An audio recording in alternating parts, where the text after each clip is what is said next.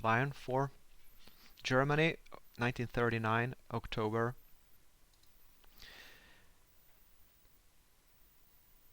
We had a discussion about Kriegsmarine in the last chapter. In this chapter, we are going to do some gameplay and try to finish up the invasion of Poland. I've been trying to figure out how you can figure out your long-term overall air losses. I don't think I missed this. What you have to do is check every single province where there's been fighting and add up together manually. Of course, you can just check your air strength, and if you had a lot of losses, it's gonna go down, and you can manually calculate that. But I would like to see a ledger that over time I could see how many losses I inflicted from each nation, kind of like the losses with the land combat. Maybe there are air units here, but there are no air units here. It's only land combat. So if there is one of those air losses ledgers, please let me know. I missed it in that case. Anyway, the most exciting air fights have been over Berlin, where 11 bombers been shot down for the loss of 4 factories. Don't know if that's good trade or not. Over Western Poland, we both lost 22 aircraft. That's not, I mean, it's a 1-to-1 ratio, which is interesting. Other than that, very few air actions were considering losses. What else? Taking command of the Slovak forces, 4 divisions have joined.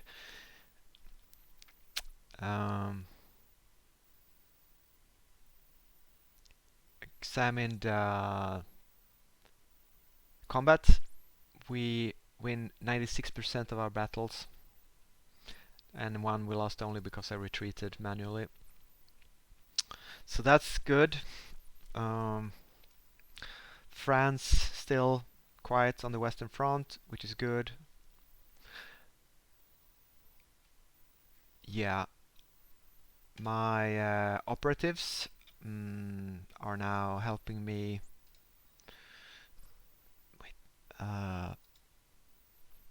subduing the revolts in Czechoslovakia, in Warsaw, in Memel. Turns out this mission, whatever it's called, root out resistance. I think it's helping with internal unrest like in Czechoslovakia and Memel, as well as occupied for as I suspected. I think the Czech provinces are not core provinces of Germany, so therefore they kind of are like an occupied military territory. And I've been building police stations here, and I think that helps as well, but not certain in what way. It slows down the resistance, and the resistance is up to 20% rather rapidly in a month, so that's a bit worrisome. I decided to stop producing mountain and marine equipment and instead do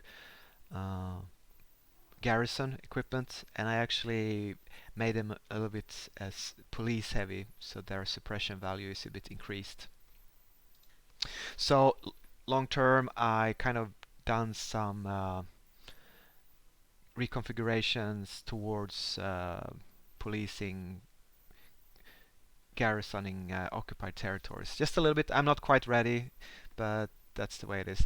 I also gave a lot of old equipment, Czech equipment primarily, to the Slovaks, so maybe they'll build new forces. They have very little available manpower nowadays, so probably not, but now they have it. It's not that was stuff. It was stuff I had a huge surplus of. So I've done a few things off map. Um, I have decided to go from partial mobilization to war. No, to is it war economy? Yeah, I think so. I don't know why the cost went up, but that's gonna take 172 days, which is a very nice feature of the mod. Usually you get the benefits immediately, I think, in vanilla, but here you have to wait for almost half a year before your economic policy changes are implemented, which I like. So you have to think ahead. Turns out political power is very useful to get your nation ready for war. There's a few things I didn't expect. Well, like stability and war support seems to take a huge hit, more than in vanilla when you actually start war. So I have to work on how the German people feel about the war. That might be even more of a pressing concern than the fuel situation and even the rubber import. What did I do? Yeah, I also decided to. I think I'm trading rubber from Kingdom Siam now, so we're gonna see a convoy pop up and see what happens. I think the British gonna sink it quite heavily, but we'll keep it going for a while and just see if I can sneak past. Maybe they're not aware. I have a few transport ships that I can lose, and it's an experiment. I think that's about it. So let's unpause speed 2 maybe, and yeah. So um, the German-Polish war is at 80%. Don't know exactly how many victory points I have to capture, but I've decided to kind of only grab victory points where I can and minimize my manpower losses, because my available manpower is at only 500,000. So there we go. Now enemy has air superiority in East Czechoslovakia. At least I get a pop-up of it. So I get a notification that there are French planes here. It's a mix. Actually, I see 500 enemy fighters in East Czechoslovakia. I wonder if they're based in Poland, because they have quite a range, and also 106 bombers and combat. They have like 800,000 planes. It's a lot of planes. So maybe oh, here's another fight. Allied air power is a lot stronger than mine, so now I'm reaping the benefits of not investing anything in air power during the pre-war years. That's my own fault. At least I have what I can here. Hoping they won't. Oh, it's Slovakia. Okay, I guess it's better they attack their industry than mine. Um, right, yeah. There was another thing that I was thinking about. Oh yeah, I totally forgot that you can activate your Polish cryptology, and it gives you a few bonuses for 30 days. So I researched the cipher of Poland, and then I didn't use it. So that was a mistake. Don't forget to do that. I sincerely hope I can remember to do that with France. And I changed around a bit. I'm really trying to do UK now, because I think it's gonna help me with the air war versus UK. That's my main priority, to crack their cipher. I should have done it a long time ago, but I kind of messed up the intelligence war of the game. Where were we? Here we were. So Kielce is a hills province with cavalry. Apparently the 76 to 16, right? So I'm a lot stronger now than I was in Poland, with my better readiness for war, etc., etc.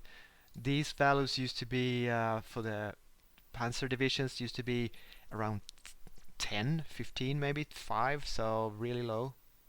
Breakthrough is very high, 128. So yeah, my forces are a lot stronger now than they were back in Spain. Uh, right.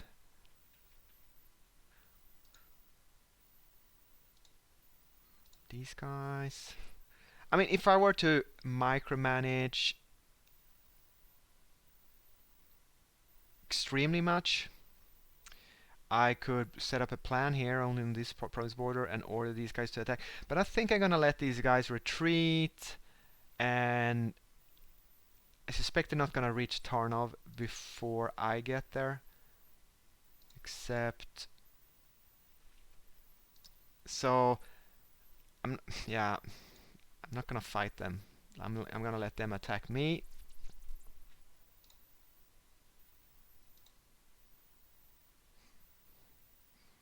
I don't like that I'm heading back across the river. I'm just gonna stay here for a while. Um, right.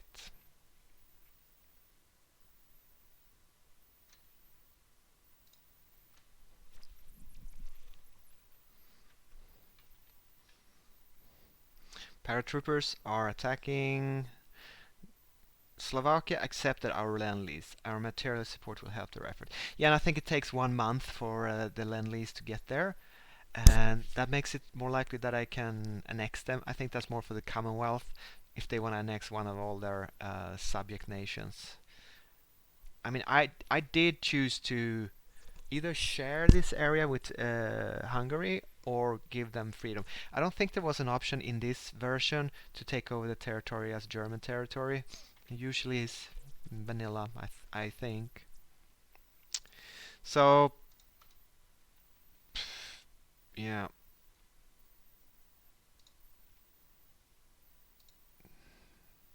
Wood fire engines. So now our apparently I was thinking that lowering the civilian fuel consumption was a good idea because I'm not going to build more civilian factories now. We're at war. This takes it down from 90% to 75%. I think that's a good idea. Um, and I just believe that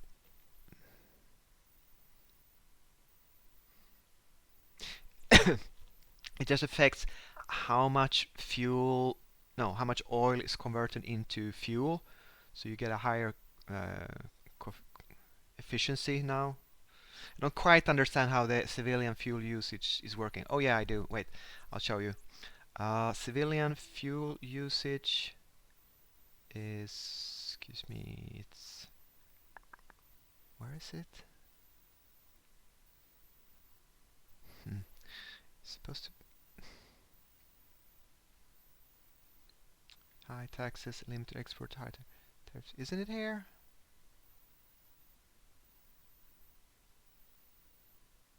Am I crazy? I thought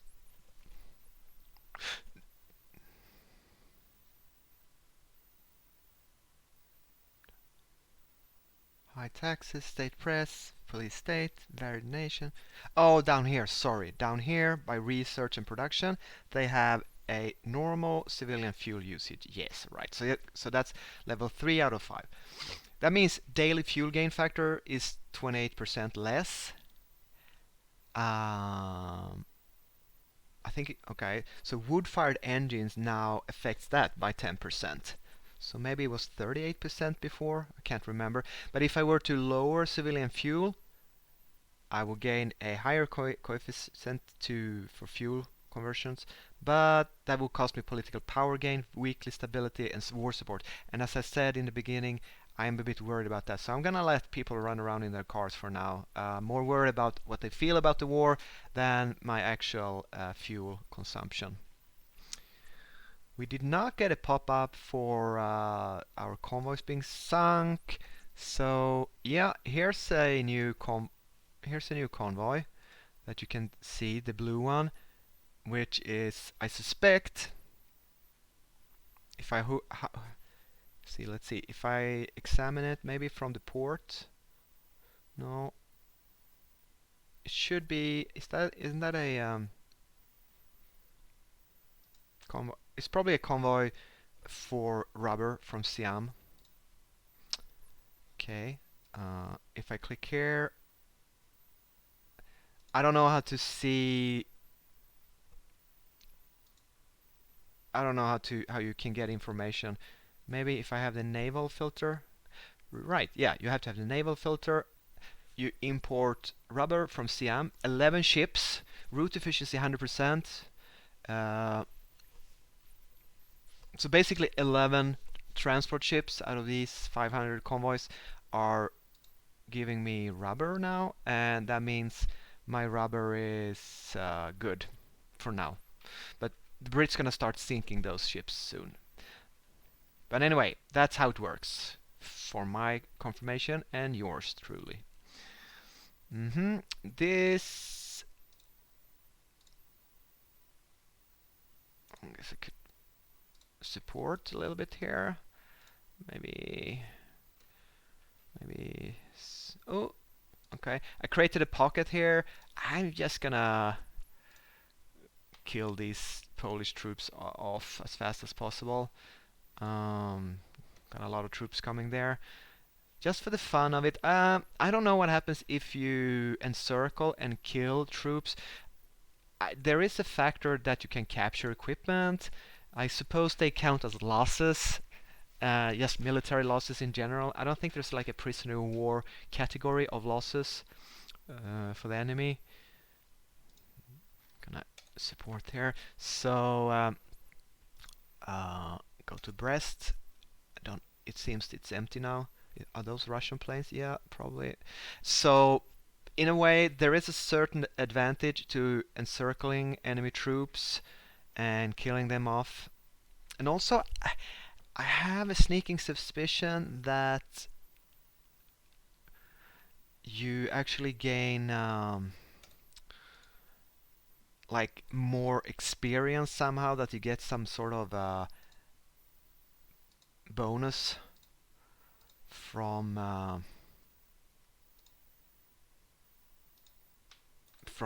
pocketing and killing troops, like more than you get from, well, I guess frontally attacking them. So I mean, needlessly to say, if you move troops around the map and it's a long war, like let's say in Russia, it's a good thing to encircle and kill troops. But I could have just kept the pockets and taken victory locations back here and left them, and they would disappear when Poland surrenders. But I do think there is a certain advantage, as I said, to actually killing them before they surrender, like I am doing here now.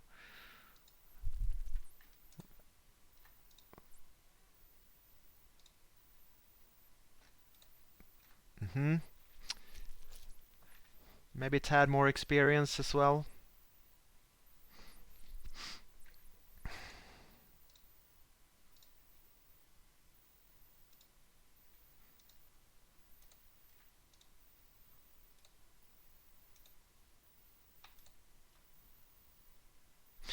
And then we have the question whether you should use your expeditionary forces. You could either expand your Slovakian army and save German manpower, or you can save them and have them as garrisons later behind the line in Russia. I don't know what's the best choice there. Mm. So I'm gonna use them now, obviously. Mobilize the Reich is bypassed, and that is probably because I don't need it anymore, since I now did mobilize.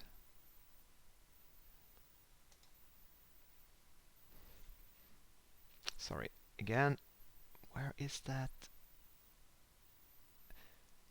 General mobilization, that's not it.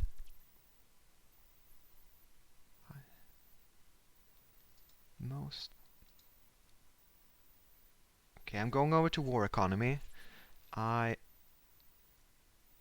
military mobilization. Oh yeah, okay, so yeah, I went from standing army to limited mobilization, and now I did general mobilization.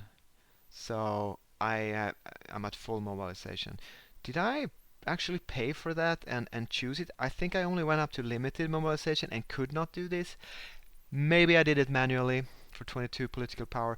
So as I figured, the focus down here, mobilize the Reich, that's not a good 28 days to spend unless you're AI maybe. Well, it saves you 22 political power if you think that it's worth it. I do not. Alright, is the camera? Alright. Okay. There's a few combats here that aren't great. I don't think I'm gonna push over the river versus dug-in infantry here. So I'm trying to break off the combat. Is there a limit to when you can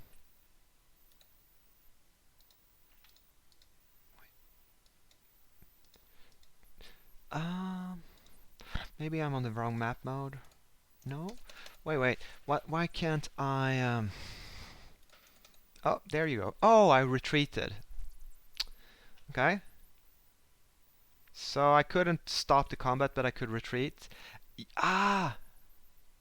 Because I was under attack from the north, I could not just stop the attack, but I had to retreat.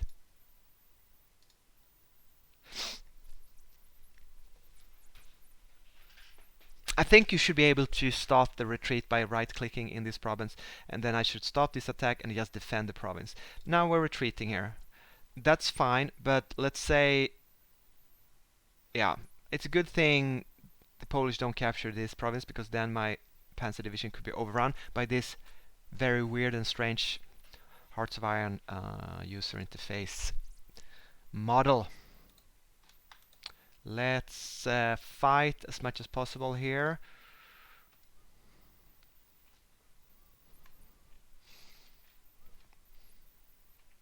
Okay. Radom has a victory location, so I am going to attack that. It's also plains, open ground, which means it's good to fight with motorized troops there.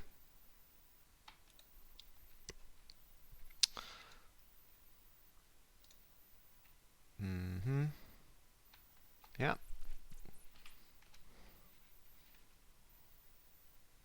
Okay. So these guys can support.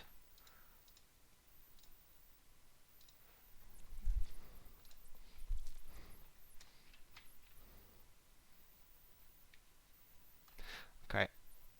Now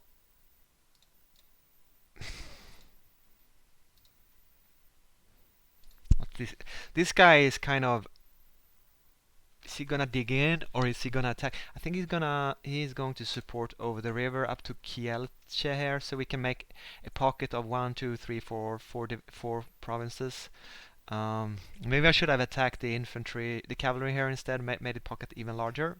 But you know, let's go with this.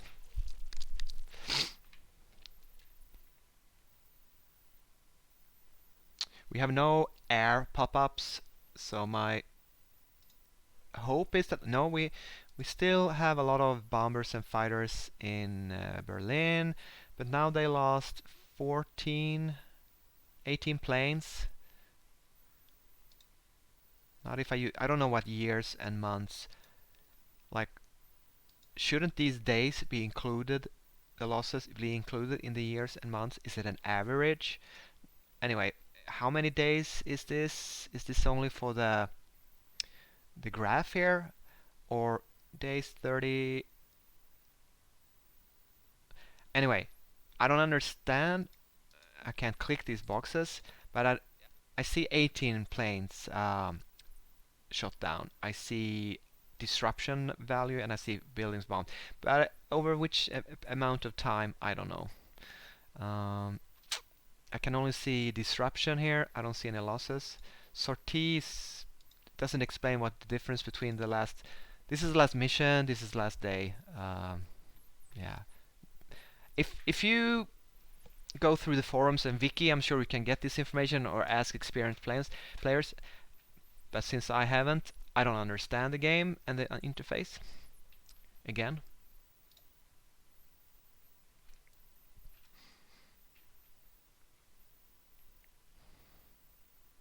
There we go. The Soviets honor the pact. Excellent. That's good. We grabbed a lot of. Get 50% of their stockpile equipment. So I guess the stockpile equipment is stuff that was not in the field. 20,000 uniforms, that's excellent. 16,000 rifles, that's good. And yada, stuff. 22,000 stuff. Let's go through it. Horse transports, a lot. That cavalry horse equipment, a lot. Mountain warfare, recon, garrison, machine guns, mortars, infantry equipment, those are the big ones. So like base infantry army stuff, not a not a lot of fancy air units or artillery or anything. Not that I can see. Uh, all okay. I could attack. I could betray the packs. I'm not gonna do that, of course, but I just want to see how that looked. So now, after I grabbed all that Polish equipment, I yeah, I'm good for a lot of these base stuffs that I have. I have more rifles than I need for. Well, I could build more infantry units, but I am actually planning to give away some of these stuff to Hungary and Romania, and maybe other allies. Remember how I gave the Czech stuff to Slovakia? So what I like to do is give, like, for example, let's say Hungary, I give them all the Polish stuff, and then I give all the French stuff to the Romanians for cosmetic reasons only, I suppose, because the game doesn't really care if it has 15 different rifle types in a unit. I think it looks horrible. It's like border gore if you have an ugly map in the diplomatic map mode. We have a bit too many machine guns. Yeah, it was a good haul. It was a good haul.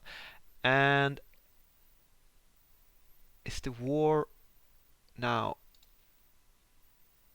The war is still, yeah, the war is still here, and it looks like we lost 5,000 troops to their 250,000 troops. Um, I mean, are those prisoners of war or actual combat? Obviously not. Is that their entire starting army on map that now capitulated? I don't quite know how casualties are calculated. My guess would be that yes, it's the encircled and dead and killed in combat troops, along with whatever troops were on the map that now disappeared. Those are the combat casualties. But anyway, yeah, I lost 9k manpower, but my combat casualties says no, sorry, the war report says that I lost 5,000. Let's see the that's in the overall all the summer of all war. So these two numbers they don't correspond. Okay, some are lost to airplanes. So I guess that could be. I mean, the total war losses should be higher than the manpower losses in the ground combat log, but it's the other way around. I could understand if we lost some air crews over Germany itself in the air war, but there's a lot of numbers in Hearts of Iron 4. Sometimes they don't make sense at all. Quite often, actually. Just gonna take a save here. 7th of October. Oh, that's good. Save. Okay. I think this is. Yeah, look at this. Ooh, we sunk a French submarine with our naval bombers. That's nice. That's a good start. That's the first naval loss in the war. 7th of October. Hooray. Now, can I mean, I don't have a pop-up here.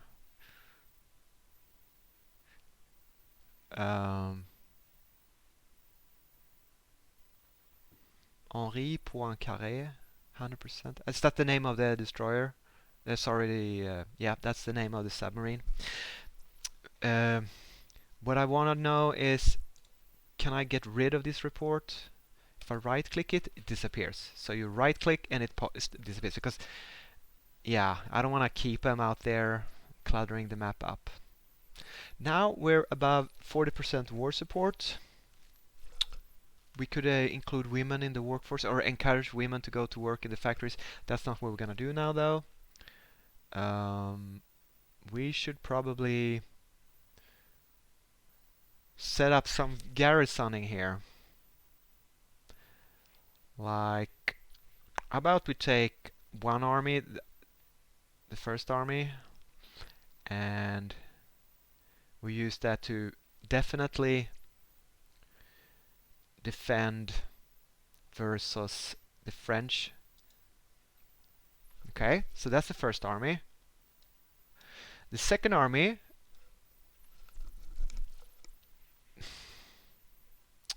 I guess, should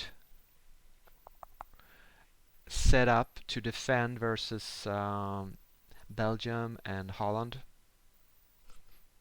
That's truly a guess since I haven't really. I'm gonna do a manual. Oh, why? I'm gonna. Oh, I can't do manually more than the Dutch border. Okay, wait. Can I click and wait? Can I click and drag this? New. There should pop up like a click and drag. I think this is the maximum, so that's not what I wanted to do. I wanted to have him defend more than one nation's neutral border. I could, of course, I could do area defense instead. This, this, and this area. Yeah, I think, and let's see what happens now. Will they defend the entire border here now with area defense?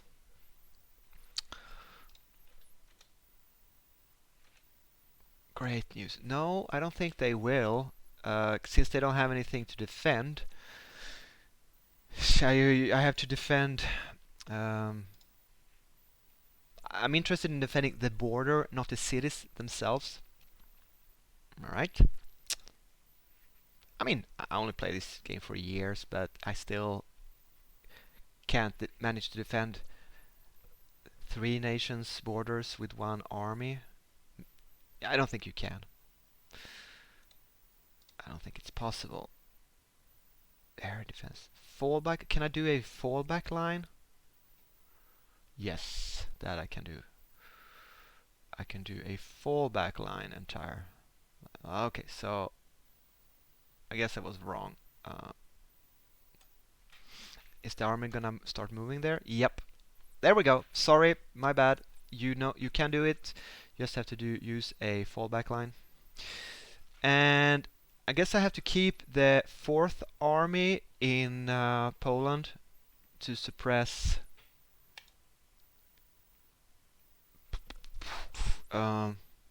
victory locations. I guess would be the thing to do. And yeah, there's revolutions everywhere. Wait, sorry.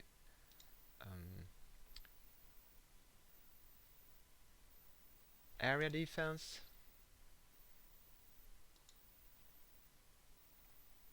Area defense. 1, 2, 3, 4, 5, 6, 7, 8 provinces. Is that it? Right. Then we have the 3rd Army, which is a bit smaller since that's the one that's from Eastern Prussia. Kuribo. I'm just gonna send that to Warsaw, or should I do it a area defense of northern? Okay, around up here. So 2 armies are staying behind. I'm gonna send the 1st Panzer Corps. I'm just gonna send them to Frankfurt, but I'll use, there we go, the entire corps to Frankfurt. You know what? that's not what I'm gonna do. I'm gonna hold and send them to Prague. How about that?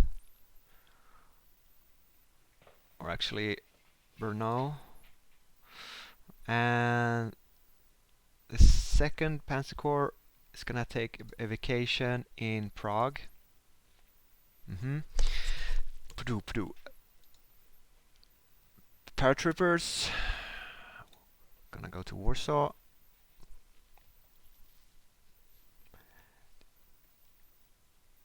I guess I have to do a separate Czech corps, but I don't quite have.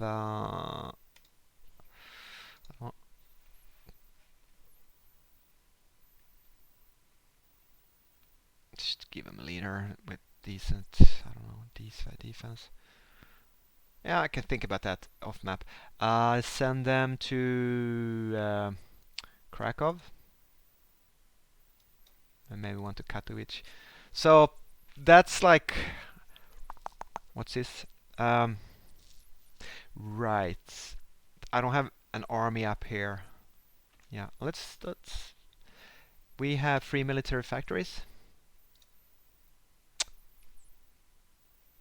You know, it would be a good idea to do some micromanagement here. That is probably very boring for the viewer. And I'll come back in the next video. After only 36 minutes though. But give me a while to set this up, and I'll come back when I've set the occupation policies up. Thank you for watching, and see you the next time. Bye, boys and girls.